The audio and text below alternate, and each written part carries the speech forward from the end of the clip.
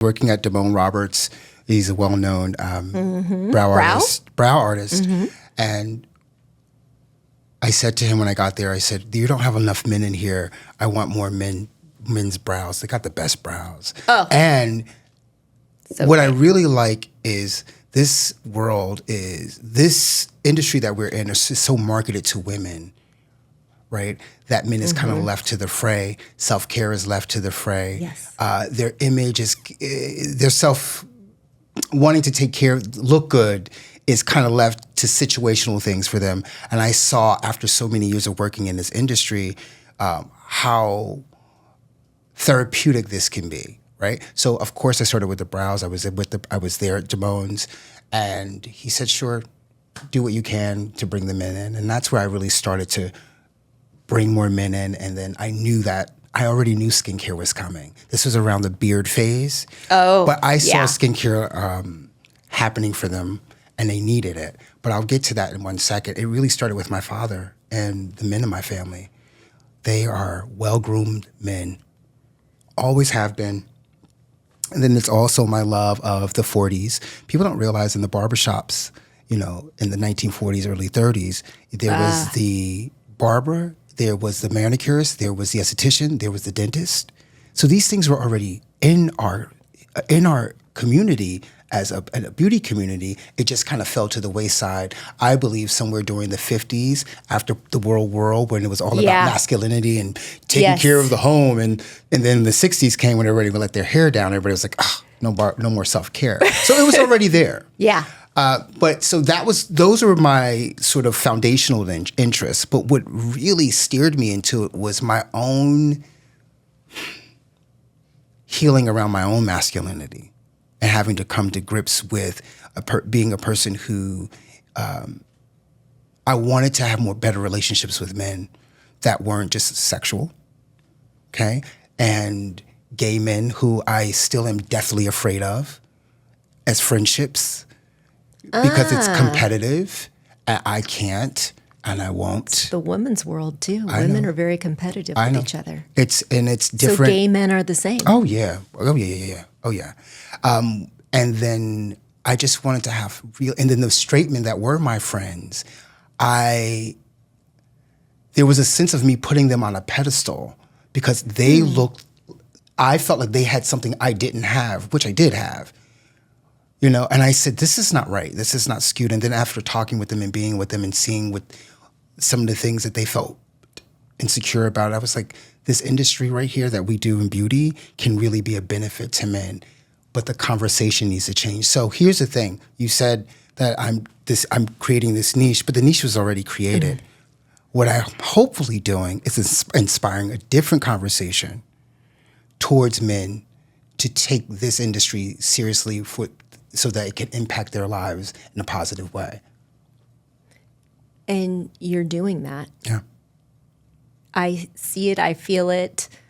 I think it's really important. I knew long ago I wasn't the one for this. Yeah.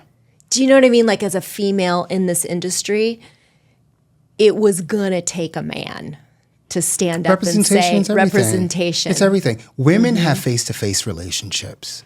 Men have side-to-side relationships. And what that means is if another man goes, well, are you feeling bad? I'm feeling bad too. That's when they feel safe to say it. And their safety is because they're afraid they're going to be judged by that man for being less masculine, right?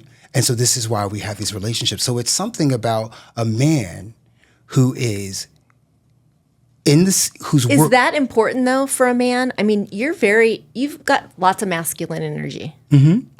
I do. It comes and goes. You do. It comes, ebbs and flows. Oh yeah, I love it. Is that important? Like females have their own dynamic when it comes to power and strength. Is masculinity something that is important man to man? I think so, yes. And I mean, you're sharing how that looks, like tearing down barriers and being okay for another man to touch you during a treatment or a facial. Mm-hmm. It's been okay in the exposed world of a barber where they're laying you back in those situations, but in a private room with the door shut. It's very different. It's very different. And the touch is very different. Yes. Very different. What does it look like behind your chair? You have a man. Let's just say it's like, I don't know, the Incredible Hulk. I have one or two of those. He comes in. His wife made him do this. I've had those. And, I've had those. I'm going to do it. So what does it look like? So I've had a few of those, actually. And it's...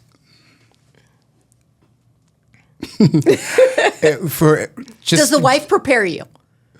Well, she just they're just. I love women sometimes. They go, I'm sending him to you. You'll take care of it. And I think it's just knowing that he knows what he's doing, and I'm honored by that. So I don't have to get a lot of talk, and I don't think they should. Like he's coming to you. It's his first time. I'll ask my skincare questions. What is he coming for? But once he comes through the door, I've had many men who are coming. They're clenched. Oh. Okay, and fine, no problem. They lay down, and the body energy is just so tight. And I think it's all the above. It's what is this new world? What are you going to do to my face? I don't know if it's necessarily me, but maybe sometimes I think it is me. Yeah. I can usually disarm them just by as soon as I'm just myself, And the beautiful thing too is, and I try to say this to a lot of estheticians who work with men, once you come into my space, it's for a man. It helps. Mm-hmm. Right? So they feel a sense of a place of their own. I've seen your room. Yeah. So So has that awesome energy. Yeah, it's the music, it's the smells, it's colors. The colors, it's theirs. Mm-hmm. Because as aesthetics is not usually something that's masculine, looking. No. It's just not. No. So guys are usually clenched up. Once I start, on your I'm a talker, so I'm letting you know what's going on. And this is where I have to be a professional and really kind of hone in to my gifts of sort of empath, of understanding who's on my table and understanding why they're on my table, not necessarily why the wife told me they were coming. I have to now go, what's going on here? He's uncomfortable. How do I make him comfortable? And I think once the conversation starts happening and I start to actually walk them through the facial, and once I get there and we're laughing and we're talking and we're just chewing the fat, I'm usually asking a lot of questions where they're talking. By the time I get to the massage, because I'm touching them the whole time, but I'm touching them with intention from cleanser on down. So by the time I get to the massage, I can at least get him to a point where he can let go so I can massage him. And it's intention to touch, so the intention of touch. So my touch is with a man like that. You have a wife, you have a kid, you're probably not getting this particular type of touch at home. And it's more of a supportive brother-to-brother touch. The way I hold his back. Yeah. The way I'm doing my effleurage and all that, but it's the way my hands are moving. So he doesn't feel like it's too motherly, which that can be motherly, right? Or sexually, right? Because I don't always know if they know I'm gay or not. Sometimes I feel like I felt like sometimes I've had to soften myself up or just going more into my feminine energy. Let me just be honest. I'm not being someone I'm not.